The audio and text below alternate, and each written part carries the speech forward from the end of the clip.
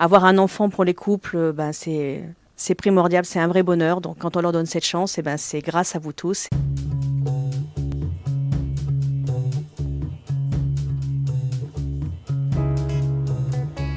Au sein du CECOS, on va s'occuper de tout ce qui est préservation de la fertilité, c'est-à-dire congélation des spermatozoïdes, des ovocytes, dans un cadre de prise en charge médicale des patients. Et on va réaliser également toutes les activités de don de gamètes, c'est-à-dire le don de spermatozoïdes, le don d'ovocytes et le don d'embryons. C'est important pour aider les couples qui n'arrivent pas aujourd'hui à avoir d'enfants. Donc le service permet aujourd'hui de faire un bilan de cette fertilité et de voir s'il y a besoin d'une prise en charge en AMP. Et on est en partenariat avec les différents hôpitaux de l'Auvergne pour tout ce qui est préservation de la fertilité.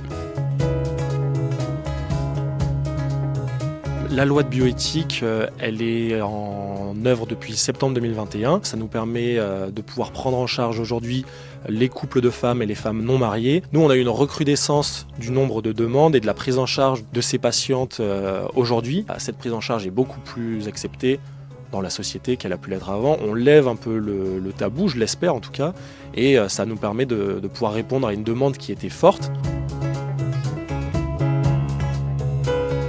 Avec les nouvelles lois bioéthiques, comme on l'a dit tout à l'heure avec Maxime, on a une recrudescence importante de demandes de couples de femmes non mariées. Donc on a besoin de paillettes, de spermatozoïdes pour honorer ces demandes. Avec la levée de l'anonymat, on a aussi un peu moins de donneurs qui viennent se présenter d'eux-mêmes. Et c'est la même chose pour les femmes. On a des femmes qui effectivement n'ont pas une fertilité qui leur permet d'avoir des enfants. Donc on a besoin d'ovocytes, donc on a besoin de donneuses.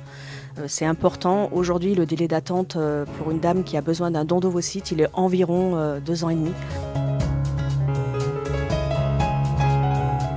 Aujourd'hui, le don en France, il est possible pour tous les hommes de 18 à 45 ans et toutes les femmes de 18 à 37 ans.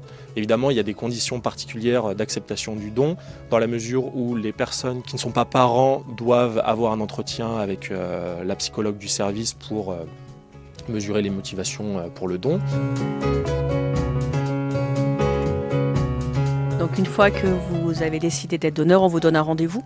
Donc vous venez en consultation où vous verrez Maxime pour un entretien biologique. Ensuite vous allez au prélèvement, donc on a des salles qui sont adaptées. Donc on vous demande par masturbation de faire un prélèvement. Ce prélèvement-là sera analysé pour vérifier la qualité de votre sperme. Pour les femmes, c'est un peu plus complexe. La ponction se fait sous anesthésie locale.